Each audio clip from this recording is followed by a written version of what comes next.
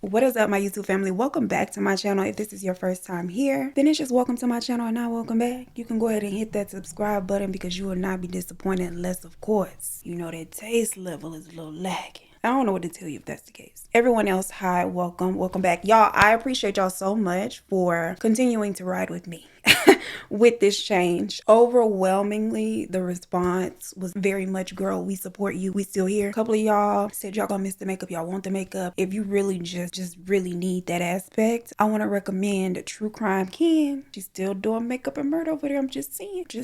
She's still shelling out looks over there. I'ma look like this. And speaking of how I look, my viewfinder cord clunked out on me, so I really can't even see myself right now. Child, if I got a booger in my nose, if I got hair out of place, if the background, if the camera is slightly tilted, whoop-de-doo, okay? Whoop-de-doo. Honey, the case we are talking about today is so long and so chaotic. When I tell you I have so much to unpack, I started to do a 2-part series, but I was like, nah, I can't do that. My little touch of tism, girl, there was no peace in that idea, so I'm about to give you the whole rundown, start to finish, and we'll talk about it in the comments. This is the page we will be coloring today, and y'all, I'm gonna do my best. So today we are discussing the GilgoBeach killer. Have y'all heard of him? And I guess y'all, I've been living under a rock because I had no idea about this guy and his workings, and he is something else. Okay, let me scoot over a little bit in front of the coochie. Yes, it's the coochie. I painted it. So May 1st of 2010 at 4:51 a.m. a 911 dispatch in Oak Beach, Long Island, New York receives a call from a frantic young woman who's saying that there's somebody after her, someone that's going to kill her. And before the dispatcher can get really any more information than that, the woman can be heard pleading for another person to stop. You can hear her shuffling in the background like there's some sort of struggle happening, but whomever she is talking to is not saying anything back. You can only hear her voice. And she is then heard asking the person several times, what are you gonna do to me? It sounds as if she's being dragged. Then dispatch hears screaming and then nothing else. And this is 24-year-old Shannon Gilbert from Jersey City. Now, earlier that morning, Shannon, who is into sex work, has shown up to a house in Oak Beach for someone that has solicited her services. And sometime after showing up, Shannon fled from the home terrified. She knocked on 2 of the neighboring houses' doors. And when neither of them opened up for her, she fled toward this swampy, grassy area. And all of this is happening as she is calling 911. Now, unfortunately, the efforts to find Shannon after said 911 call were futile. Using cadaver dogs, they're able to locate 4 women that have been disposed of in that Oak Beach area. All of the women are very similar. They're all Caucasian, petite in frame and height, all of them standing under 5'5". They're all fairly young and they all have the same profession. Now, unlike here in Houston, the police were not in denial about the obvious that there was a serial killer afoot, and the media dubs the 4 women found the Gilgo 4. They are Megan Waterman, who had last been seen on June 6th of 2010, and she was seen leaving the Holiday Inn Express, as can be seen in this clip from the hotel security. She walks out of the door and is not seen or heard from again. Then there is 25-year-old Maureen Brainerd Barnes, who was last seen alive on July 9th of 2007, 3.5 years prior. Now, 3 days before she had gone missing, she began receiving calls from this burner phone. And on the day that she had gone missing, the last calls made from her cell phone were made as she was moving along that same stretch of highway bordering the wooded area that she had been found in. And we also have 24-year-old Melissa Barthélemy, who was last seen alive on July 10th of 2009, so about 1.5 years before, and oddly almost 2 years from the exact date that Maureen had gone missing. Maureen had gone missing on July 9th, Melissa's gone missing on July 10th.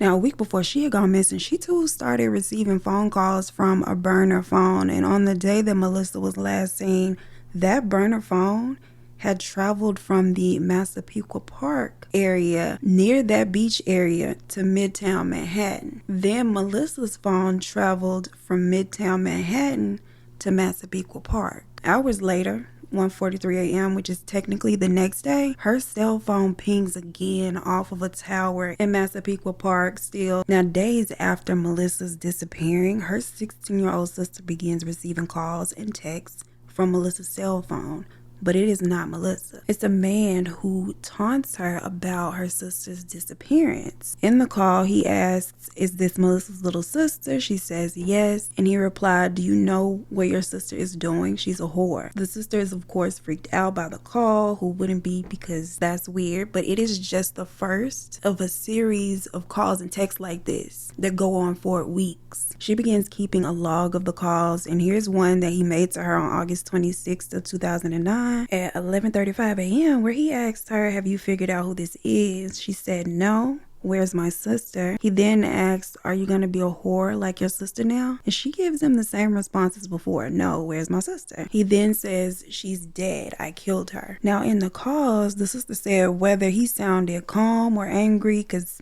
the mood often changed. Whatever mood he was in, he always sounded as if he was enjoying himself taunting her. Like he was obviously getting off on the things. And detectives theorize that he knows how to keep the calls brief enough for them not to be traceable down to his exact location, because he never holds her on the phone long enough for them to track the call. Most of the time. Not always. The few times he does hold the call long enough for it to ping his location, he's in super crowded places. Times Square, Madison Square Garden. It was like something from a horror film. Now there is one phone call that he holds long enough for them to get a location, and it is the Massapequa Park area. And the fact that this person had traveled from there to Midtown where Melissa started, and then she traveled to the Massapequa Park area, and now a whole month later he's still pinging from there, they believe that this person has to live in the area. And this area gives nice suburb. Like, is he living a nice, apparently normal suburban life? Is he, or has he ever been in the field of law enforcement? Because he is obviously very keen on what he needs to do to cover his tracks. He is also hiding in plain sight, like this is a live action game of hide and seek. And the fourth woman being Amber Costello is 27-year-old Amber Costello, who disappeared September 2nd of 2010, just 3 months prior to this discovery. They go to her home where they meet with her roommate Dave. And child, she and Dave had a whole scam going on. Now, according to Dave, yes, Amber was into the things, but she wasn't actually performing a lot of the time with her clients. She and Dave had put an ad on Backpage. She'd take an in-call date, and after the man arrives and hands over the money, gets comfortable and ready to do the do, Dave would then bust in, playing the role of the enraged boyfriend who's now caught his lover cheating live in the flesh. So at that point, the John would either run out in fear or be chased out of the house, and Amber would pocket the money, giving Dave a little piece of it for his part that he played. And they had done it to a client on September 1st of 2010, the day before Amber disappeared. This client had communicated with her via a burner phone, and the location of the burner phone is Massapequa. They're able to look at her phone records and see that the location of that burner phone was there at her residence for a short period of time before leaving and heading back to the Massapequa area. And later on that night, that client texts her,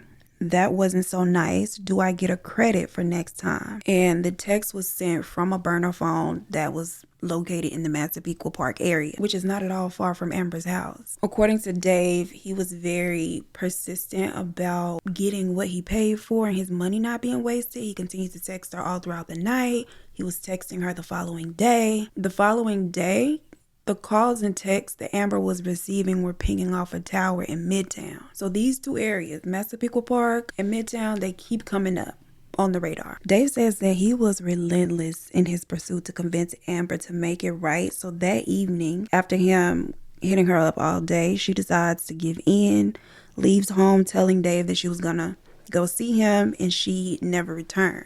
That was the last time that anybody saw or spoke to Amber. Now, when asked what the man looked like, child, Dave said an ogre. He describes the man as standing between 6'4" and 6'6" in height, burly, ugly, large glasses, bushy hair, just hulking and giving a Shrek tea. Dave also got a peek at the car that he was driving, a dark green Chevy avalanche. So he had a lot of information to work with, which was good. Now, having identified all of the women and pieced together their similarities and their final moments, the physical description of their guy, the location that he very likely lives, and the reoccurring Midtown locations lead detectives to believe that their guy may be a working suburban man who likely commutes to the Midtown area. And the public and the detectives are confident that with all the information that they have, it won't be too hard to close in on their guy. The women have all been found in this really overgrown, bushy, thick area that's only about 30 feet away from the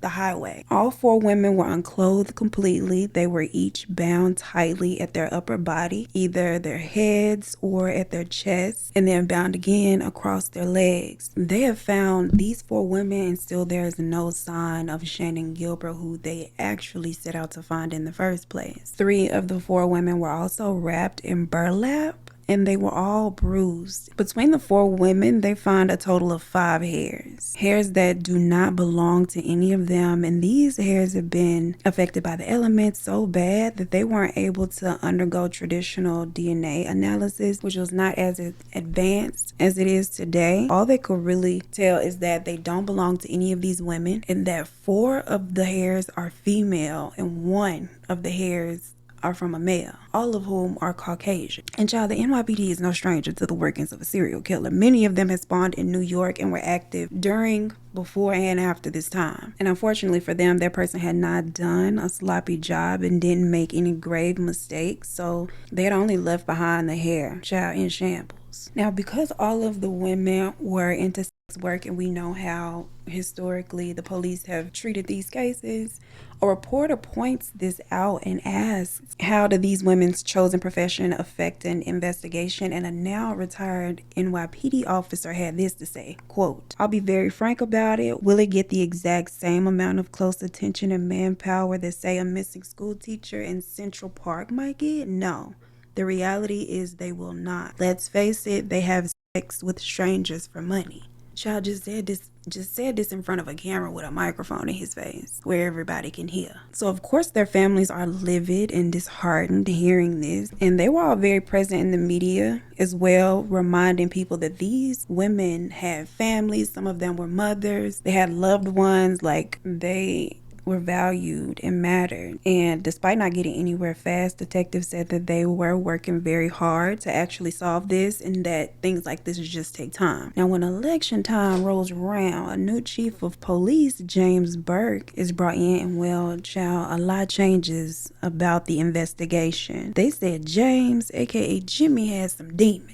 And while campaigning for the election, Suffolk County Executive Steve Bellone, I believe is how you pronounce his last name, received an anonymous letter advising that he should not even be elected. Like, James shouldn't even be on the ballot. In the letter, the person said that James had, quote, "an unquenchable thirst for prostitutes and an aggressive sexual appetite." He apparently had that Diddy spirit on him real bad and would be out soliciting the ladies. He was a regular at the swingers parties with some wild stories circulating about those nights and his behavior. Just no couth, no decorum. They also accused him of being the type of guy that feels invincible, and they just felt like him having power, he really wouldn't know how to act, and it was just a terrible idea to merge the two. However, despite the things, he is elected. And one of the first things that he does is gets rid of several detectives that are deeply enthralled in this Gilgo 4 investigation. He had the chief of detectives, Brittney Vaughn, taken off the case abruptly without giving him a reason. He had been on the job for 40 years up until that point, so it is not like he didn't know what he was doing and didn't have the expertise to be on it. And then there was Geraldine Hart, a special agent who was also removed from the task force by James. She had been at the forefront of the investigation. He also gets rid of all the FBI agents who had joined the team and who were assisting. He claimed that they didn't need the help of the FBI to solve this, so he got them out of there. And to add insult to injury, there was no debriefing, no meeting to transfer any of the notes. The people coming in to take over didn't get a pass down. There was like nothing. And the people began assuming that this is being done on purpose, but not for the reasons that you and I are probably thinking, but because James Burke wanted to take credit for solving such a big case on his own and without the assistance of special forces. They felt like it was an ego thing and that he was just that arrogant of a man. So unfortunately, months go by without any real progress in the case. And child, then James Burke's demons got to percolating all over the place. There have been continued rumors and stories about his escapades. He is accused of all kind of little corrupt happenings, but nothing takes the case like this time. James had his little department issued vehicle parked outside of his home. And one night, this guy, Chris Lab, goes into said vehicle and he steals a duffel bag. The contents of the duffel bag, James's tools to get his freak on. Sex toys, corn, bondage, a box of cigars, probably some baby oil. Lord, they gonna have to start oiling the babies with Crisco. Fooling with you, demons, child. The babies can't even have oil. Well, when Chris Laub was arrested, he was treated like a black man. He was taken down to the police headquarters, chained to the floor, and beaten by James himself and several of his subordinate officers. James also threatened to kill this man, and this session goes on for hours, and I guess they thought he wasn't going to tell what really happened to that eye, but he does, and it gets a lot of attention in the media. Child, Selim Algar ain't worth 2 dead flies smashed with the wings torn off for this article talking about a former Suffolk County police chief beat up and threatened to kill a junkie who stole a duffel bag containing corn and toys. Why did he have to be a junkie? That's just not nice. That's the best word choice you could come up with. Like, I digress, but Chris gets him a lawyer. His civil rights have been violated. And so they go and round up James Burke and they charge him for the assault as well as the assault. What is that? Charge him for the assault as well as the conspiracy to cover it up. So I guess not really treating him like a black man. Now James is given the opportunity to resign. So he does that. And with him out of the way, detectives are able to kind of get back into the investigation of the Gilgo 4 without the sabotage. But by now, it has been 5 years since the women were discovered. So at this point, some of the team had completely lost hope. Surely with a 5-year head start, this person is probably far gone, has had the opportunity to destroy any evidence, but their job is to try. So they pick up the pieces and get back to it, revisiting all of the evidence that they had collected prior. For 3 more years, they still don't get anywhere because half the team is still gone. But then in 2018, Geraldine Hart, remember her? Well, she is made the police commissioner of Suffolk County and re-enters the fold of this investigation. Now, Miss Thing was not wasting time nor resources. And in January 2020, she holds a press conference about a key piece of evidence that has not been seen before. And I don't know if they were preventing it from being shown to the public before for some reason. I don't know, because it was not new evidence. It just is never before released and seen by the public evidence. It is this leather belt embossed with the letters HM or WH. They were not sure which way it was to be read. And this belt was actually one used to bind one of the women. And now that Geraldine's in charge, child, things are moving different around here. But not just Geraldine. Rodney Harrison, a chief of police for the NYPD, is given a role as a commissioner as well for the Suffolk County Police Department, and he is not new at all to these types of investigations. So he and her together create a task force that is dedicated solely to solving the case of the Gilgo 4. He spoke confidently to the public and their families about the case being completely solvable and his confidence in getting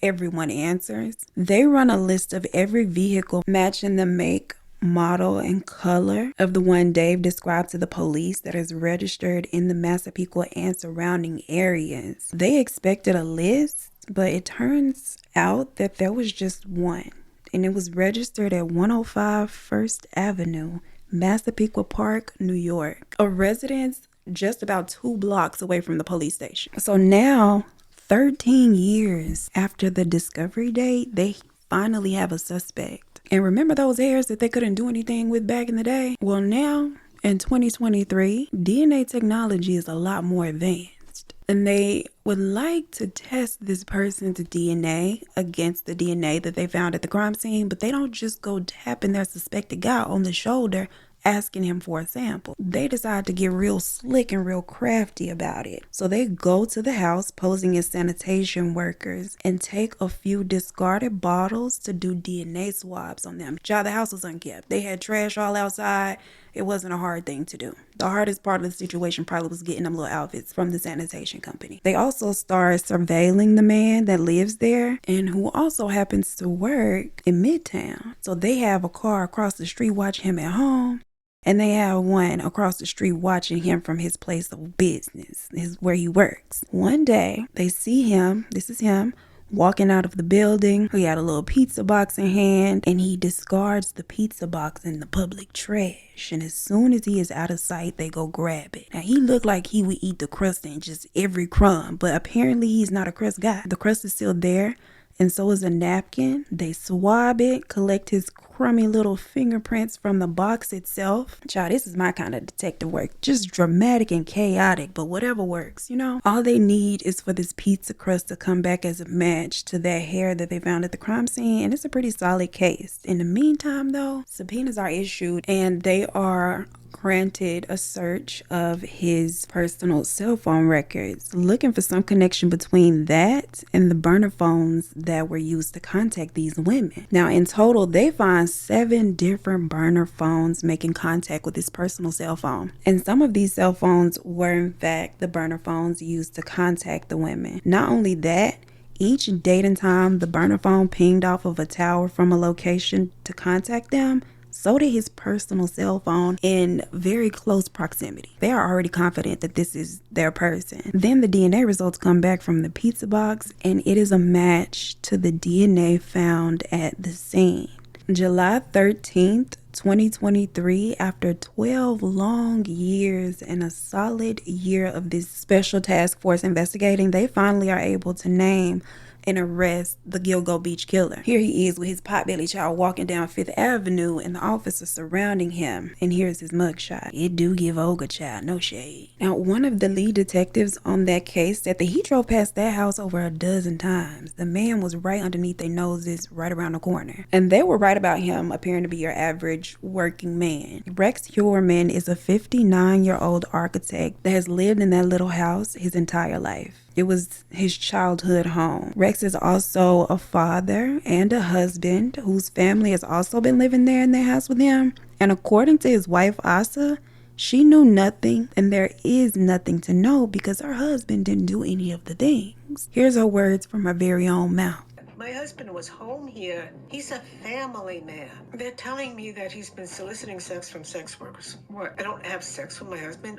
I don't satisfy him? He comes home and eats my dinner. It's not good enough. I don't believe my husband did this. I don't know, sister. I have a sneaking suspicion that might be the case. Rex is was a very well-known, very well-respected architect in the Manhattan area. He is also the founder and owner of his very own NYC-based firm, RH Consultants and Associates Incorporated. I don't know if they're still operating in light of the things. I'm Rex Heuermann. I'm an architect. I'm an architectural consultant. I'm a troubleshooter. I've been working in Manhattan since 1987. I have one tool that's pretty much used in almost every job, and it's actually a cabinet maker's hammer. Persuasive enough when I need to persuade something. Sometimes I have to be the heavy framing hammer. Other times I'm the lightweight hammer just to nudge things along. Can you smile? That is. Why you sound like a cartoon character? It's giving Peter Griffin. I'm Rex. I'm a gardener. I'm Peter.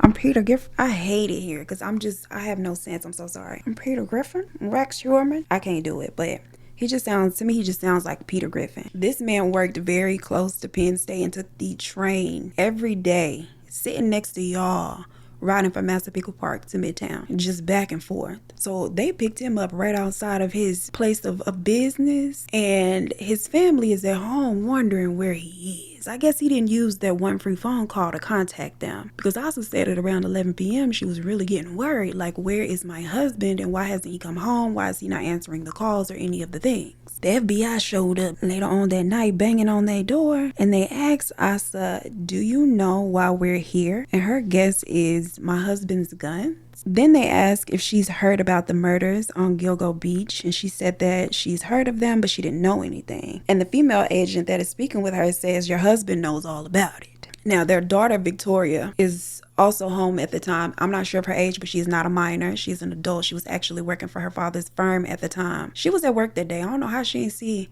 I guess she wasn't looking out the window when they threw them cuffs on her daddy. Somehow she missed it. But she was working as a receptionist for him. And then there is Rex's adult stepson, Chris, that also resides in the home. I don't know if Chris was home at the time that they got there to talk to the family, because there was no mention of him being there, but he exists and he is around. So they sit the two women down and they're asking them questions. They asked Victoria if her father had ever made any advances toward her, been inappropriate with her, if he in any way mistreated any of them. And they were like, absolutely not. He's lovely. He's a great guy, perfect father, perfect husband, wonderful man. Now, the daughter does admit that sometimes he would come home visibly frustrated and not in a great mood, but she attributed that to him working a very demanding job and said that's something that they understood. But she says he was absolutely never physical. Like, the most physical thing he did to express his anger was like throw a plate into the sink a little harder than he should have. Now, after a few more questions, the detectives leave, letting them know that their beloved, lovely husband and father will be charged with the murders of 3 women the following morning. They're just waiting on a few more test results to come back to confirm the 4th woman. Asa tells them, baby, you have the wrong man. She actually called the FBI lady crazy if she really thought that her husband is going out soliciting services from the ladies that provide them, killing them, and then dumping them alongside the beach. The following day, on July 14th of 2023, he is formally charged with the murders of Melissa Bartholomew, Lynn Costello, and Megan Waterman. And they knew he was responsible for the 4th woman as well, Maureen Barnes. They were just waiting on the indisputable receipts. Rex sat there listening to the charges being brought against him with no reaction whatsoever. Even during the police interview, he's very stoic, very emotionless. Meanwhile, it's time to get into that house, okay? The same day he is formally charged, detectives return to his residence and wheel his little family out. They get them a room at a hotel not far from where the house is and let them know that there will be officers staked outside keeping an eye on them and they are not to leave. And it's not difficult for Asa to keep her eye on her house because her home is being plastered all over every news channel. Residents, reporters, news crews had all shown up and swarmed the outside of her home, all down the street. It was a hot mess of a media circus. Officers entered the house in hazmat suits along with a forensics team to search the home, and what they are looking for is any indication that any of these women that have been discovered were ever inside the house. And I was just sitting down to the hotel on the bed watching as they take bags and boxes of things and totes of things out of her home, collecting all kind of evidence. There is DNA found that they collect for testing, hair, and blood. They also search his workplace, and on his electronic devices, they find searches related to workers, torture-related porn, like headless women and mutilation, CP. And he would get very specific with the age ranges that he was searching for that, like 10-year-old XYZ. It was very sick. And look at him with his very own 10-year-old. Like, motherfuckers be real sick. They seized over 400 electronic devices collectively between his home and his business. And the sick stuff he was looking at and had saved dated all the way back to 1994. And that wasn't even all that there was to find, because they also saw that he had searched and purchased a software that promised to shred files off of your computer, completely wipe them forever. It's believed that they can possibly still be retrieved, but he's made it no easy task. They also find 278 firearms in his home inside of a vault, a walk-in vault that was in the basement. This vault was soundproofed, had an iron door that he kept locked. It was called the secret room, and nobody was allowed inside of the room. When talking to the neighbors about Rex Heuermann, the neighbors don't sound all that shocked.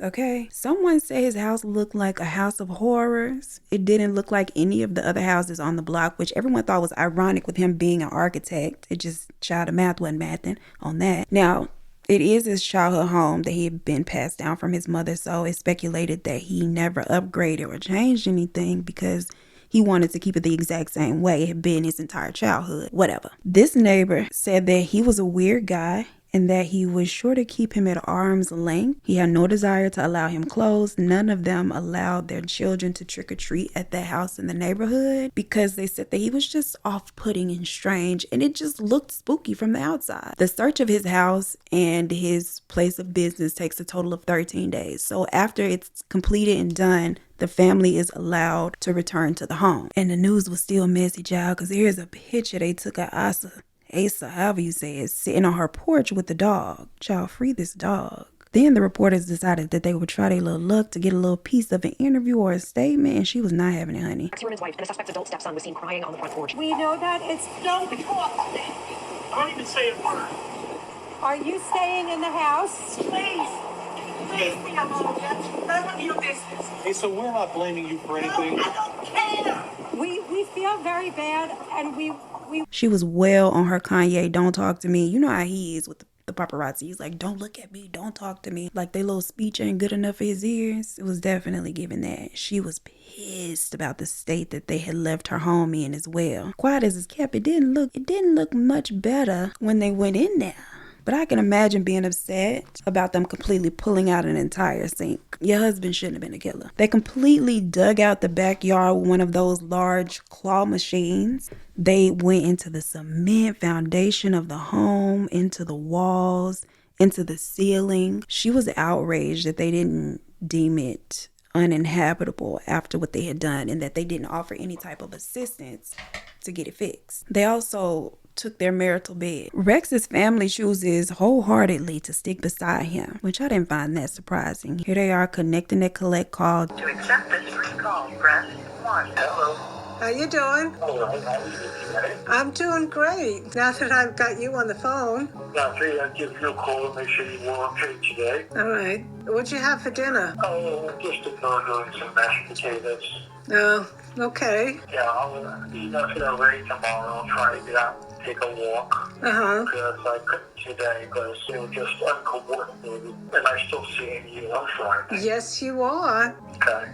I will talk to you tomorrow. Okay. And I will see you on Friday. Yes. Bye. Bye. I'm talking to him all the time. Child, I don't know if it was Asa or her voice or his voice, but between the two of them, my stomach started to hurt, okay? He don't even sound excited to see you or hear your voice, girl. But he only has a certain amount of time to be able to make calls, so I can't get too comfortable talking to him about things that are going to hurt him. What would hurt him? What are the things that hurt him?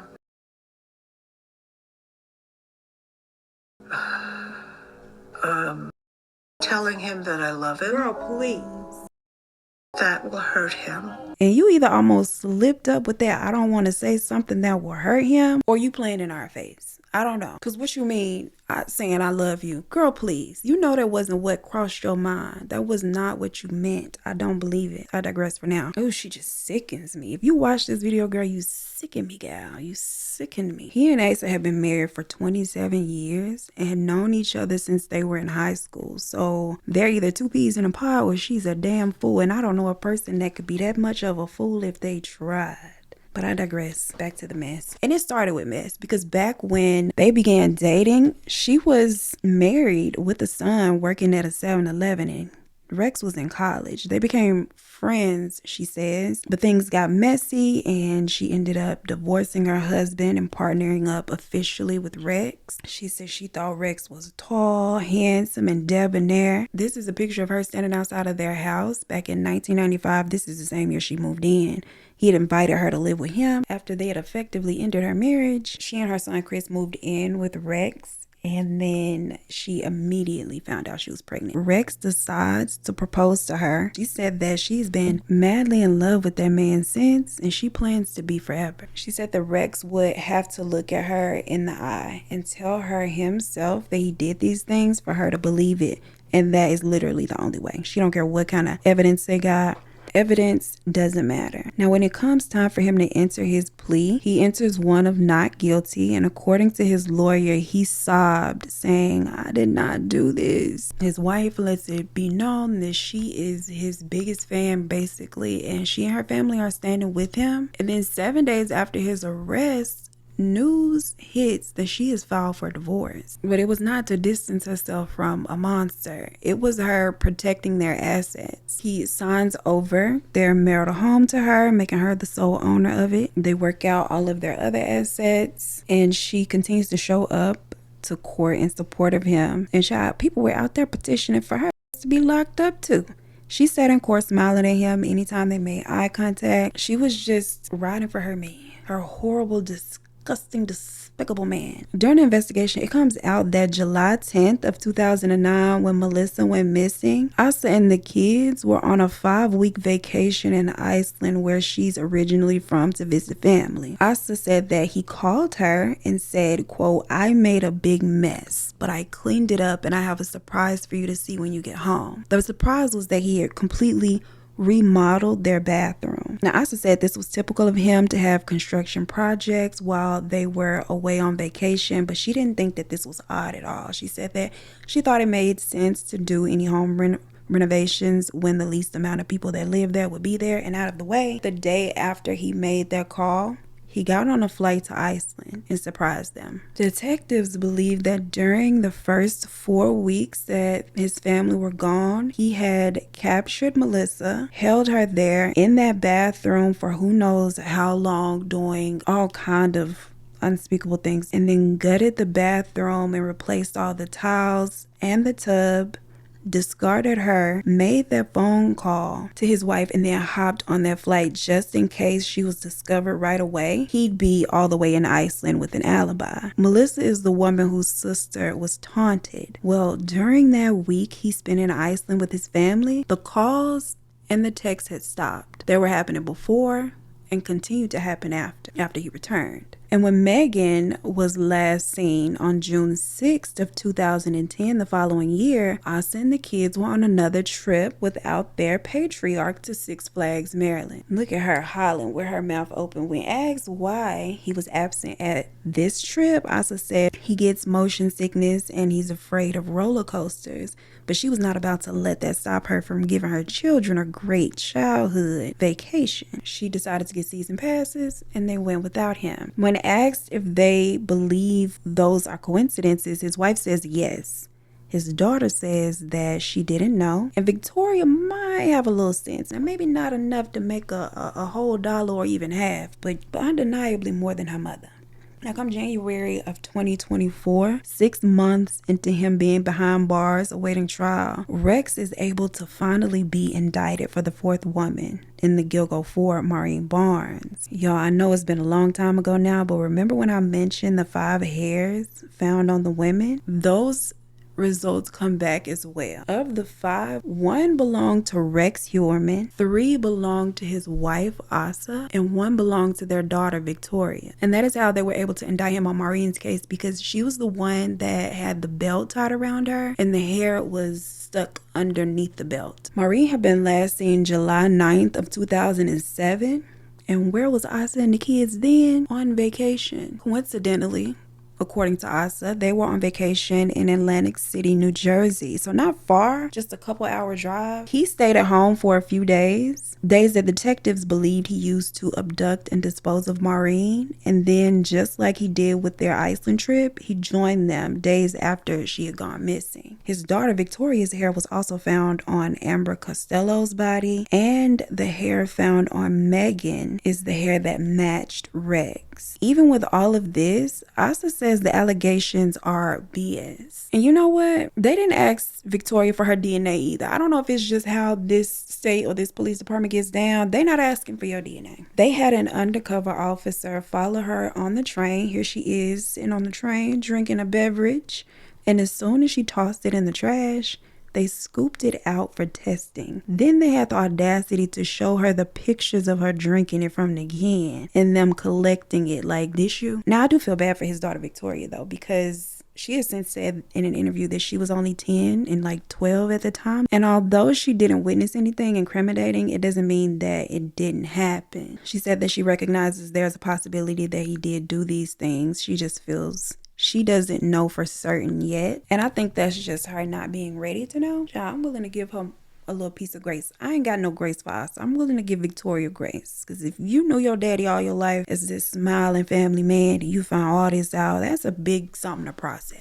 Then there's also the fact that she has Asa as a mother, y'all. We gotta cut her some slack. We gotta give mamas a little piece of grace. Sympathy points allocated there too. Now, going back to the new findings, the forensic specialists are also able to retrieve those deleted, shredded files I mentioned earlier. And they find a Microsoft document titled HK 2002-04 that they believe the HK stands for Hunt Kill. Now, on this document, it lists problems like DNA, tire marks, blood stains, fingerprints. There's a list of supplies that includes booties, lye and acid, rope, saw, hairnet, a police scanner. Child, he can't even spell. Look at him. And photo film. He also has DS that lists a few locations. He has a list of things to remember for next time, like sound travels, control the noise made, get sleep before hunt, burn gloves,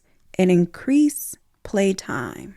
And there's a column for prep tasks, checking tires to make sure they're good, scope out the area he plans to use, whether it be the meeting of them or the dump site, look for any cameras, also check the weather for that day. And there's a checklist for disposing of the women. Remove trace DNA, make it hard to identify them by removing ID marks such as scars or tattoos, remove marks from torture, remove head and hands, package for transport. Now, with this comes confirmation of what detectives have feared, which is that he had more victims out there. And it looks like some of his victims had already been discovered. In 2003, 20-year-old Jessica Taylor had been found, and it wasn't until March of 2011, 7 years later, that they found the rest of her arms and her head, which had been discovered on the same side of the road where Rex's Gilgo Ford were found 4 months earlier. So that suggests that from 2003 to 2011, that he likely saw the discovery of the other 4 women blow up on the news and then circled back and discarded the rest of this woman. There was a surgical drape like the smock surgeons wear found underneath her, and DNA was collected from it back then, but there was no match in the system because Rex did not have any run-ins with the law. Seeing his checklist made them recall the state that she was left in, and when they test the DNA against Rex Heuermann, it's a match. When Jessica had gone missing, his wife and children were on a family vacation yet again without him. And at this point, I believe Asa was, you know how some spouses give their partner a pass to step outside of the relationship? I think this was her sick and twisted version of that. I really believe that she stepping away to create space for this to happen. I really do. On July 20th, the day before Jessica Taylor had disappeared, Asa and the children went on a week-long trip to Vermont without Rex. Now, the next day, July 21st, when she had actually gone missing, she had texted her mother at 8:41 p.m. letting her know that she'd be coming to visit and spend her birthday with her mom, which was in a few days. And that was the last time that she was heard from. The area she sent that text from is Midtown, very near where Rex works. And several days after her disappearance, someone had reported seeing a dark colored Chevy truck backing into a wooded area in the middle of the night. The following day is when Jessica Taylor's remains were found in those same woods. She had a tattoo of someone's name, and her tattoo had been scratched through several times that was no longer legible. And removing tattoos was on his list of things to do. There's also a receipt of Rex having been at this gun club just down the highway from where Jessica was discarded and discovered near Mill Road.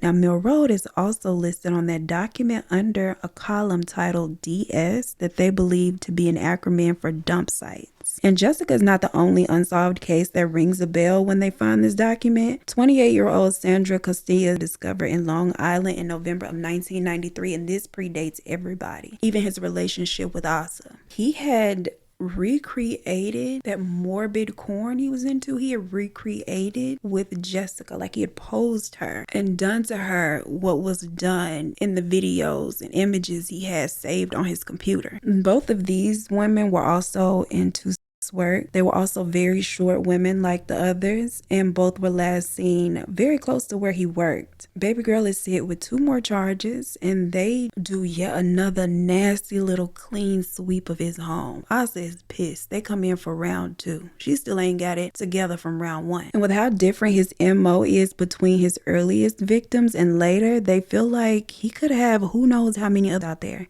He'll obviously switch it up. When it is all said and done, the search of that area on both sides of the street uncovered 11 different sets of remains, including the woman, Shannon Gilbert, whose story I opened the video up with, and all but one set were found between 2010 and 2011. These 5 women in the center here, he's already been charged for. The person listed as Asian male is unidentified, is a trans person, and very, very young. Either late teens or very early 20s, which is sad. This person suffered a lot of trauma that was very consistent with the Gilgo 4, also very short in stature. Then there's Valerie Mack, who was found the very same day Jessica Taylor's arms were found and right down the road from them. And very near her, a female toddler less than a week later. Second from the left is a woman by the name of Karen, who was found 8 days after the toddler. And then on the very far left, an unidentified person who had a peach tattoo, and this person had been found there in June of 1997. Now they're taking a closer look to see if Rex could possibly be responsible, since we all know he will change his methods and we know he'll drop a few hairs behind. During the second search of his home and things, they also find that he has been searching Asian male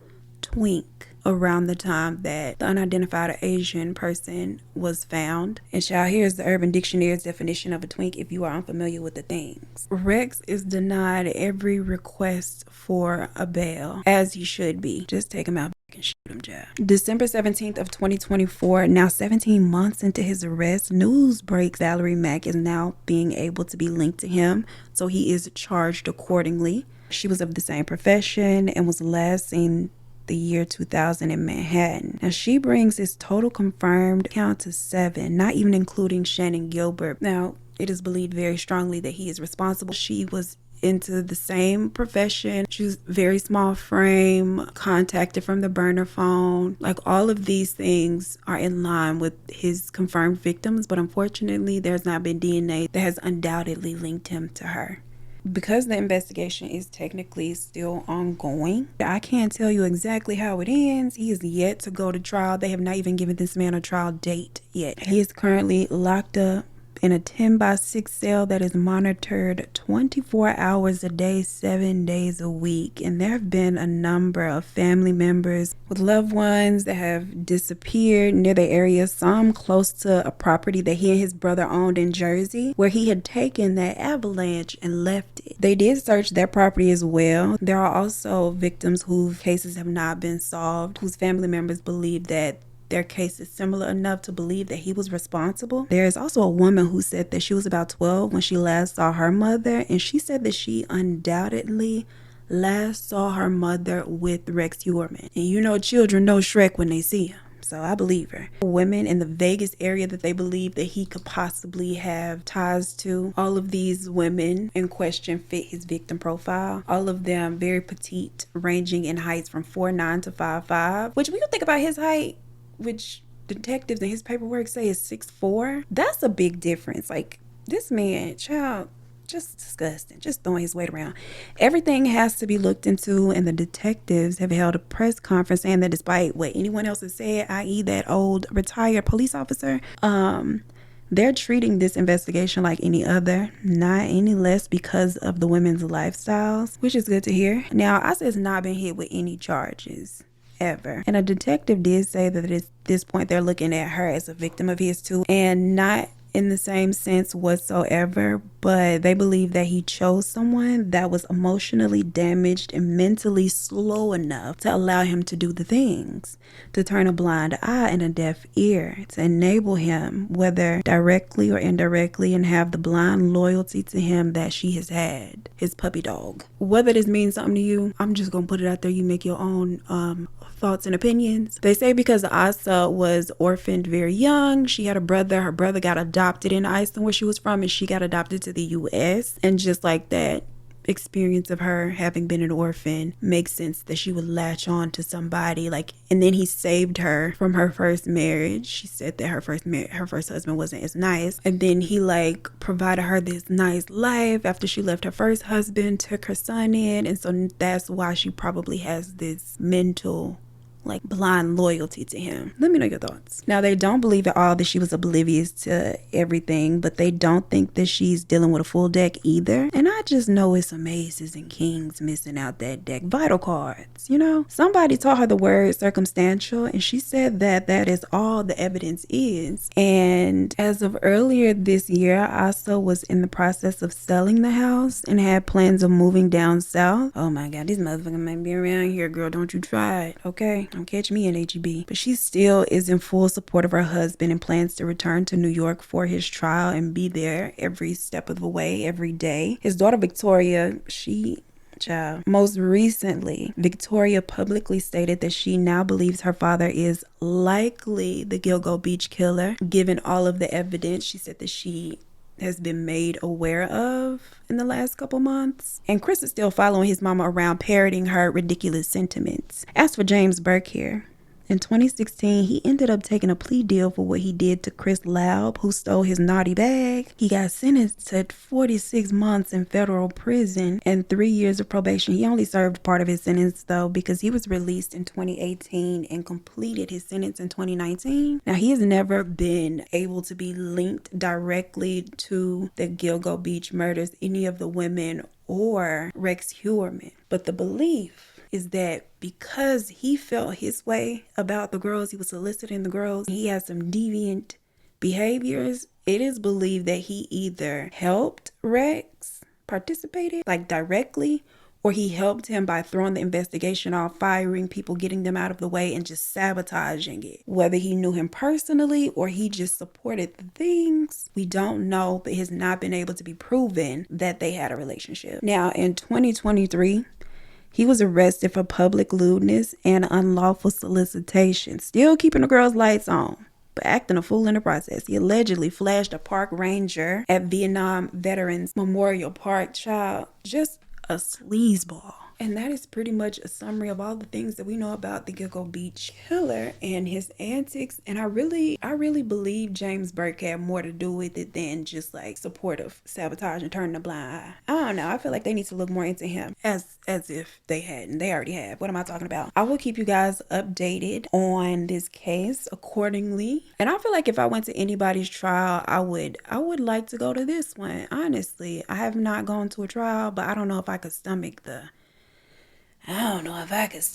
evidence, child. I really don't foresee myself being able to. And child, this picture, I feel like the raindrops look like they on the inside, and that's bothering me. But it's cute or whatever. It came out. The chair looking real crazy for a second, but I did my best. I'm not gonna say it's better than what your baby can do. I'm leaving y'all out of it. I'm not gonna say it's better than what y'all babies can do with them Crayolas. I'm not gonna say it, even though I thought it. Here's the picture. Y'all like my picture? Y'all like it? She cute or whatever. This is from the Girl Moments Cute and Comfy Coloring Book, Coco Wayo. Also, I'm so sorry. I don't know why I didn't think to show y'all and talk to y'all about the markers that I have. So one of them is, I believe it might be 120 in here. It's the Cali Art brush markers. I'll link them below. I really like them. They're a much cheaper alternative to this brand, Ohuhu. This is a 48 Honolulu B series. I definitely would say go with the Cali Art cheaper ones. And I want to try the Shuttle Art alcohol markers as well because they look really nice and promising. I think for my birthday, I'm going to invest in like a big full set of the Ohuhu markers, and it's like $289 plus tax. It's a lot, girl, but you know, it's Big Mama birthday or whatever. Let me know your thoughts down below on this case. This is a super long video, a lot of things to talk about and listen to. I've talked your ear off enough, so I will let you go. Make sure you like the video before you leave. Subscribe if you did not in the opening. As always, I appreciate you so much for spending your time with me, for taking your time to leave positive comments. I love y'all so much. I appreciate y'all so much. And I will be seeing you in the next one. Peace. Overwhelmingly, the response was very reassuring, very much girl real. We are talking about the GilgoBeach. It wasn't peach. It wasn't peach at all. So May 1st of 2010 at around 4:50, okay, thick woodsy area that is only about 30. Three of the women had continued rumors and stories about his sexcapades. And one night, this guy, Chris Laub, goes into the VR. Imagine the make, model, and color. Girl, you just scratching your ass in the background. I digress. Now, sitting outside of his employer's building one day, and very possibly more. The jury, well, not the jury, they ain't in yet to be out. Very emotionalist. And when they find that out, Rex decided to... During the investigation, it comes in Iceland. Well, no, she was an orphan. I can't talk. Now, why didn't I put the rain on the window over the clouds? Now I gotta fix that, and I'm scared. I don't know if I'm gonna be able to do it. Oh well, let's see. She got her little Gucci bag. Ow.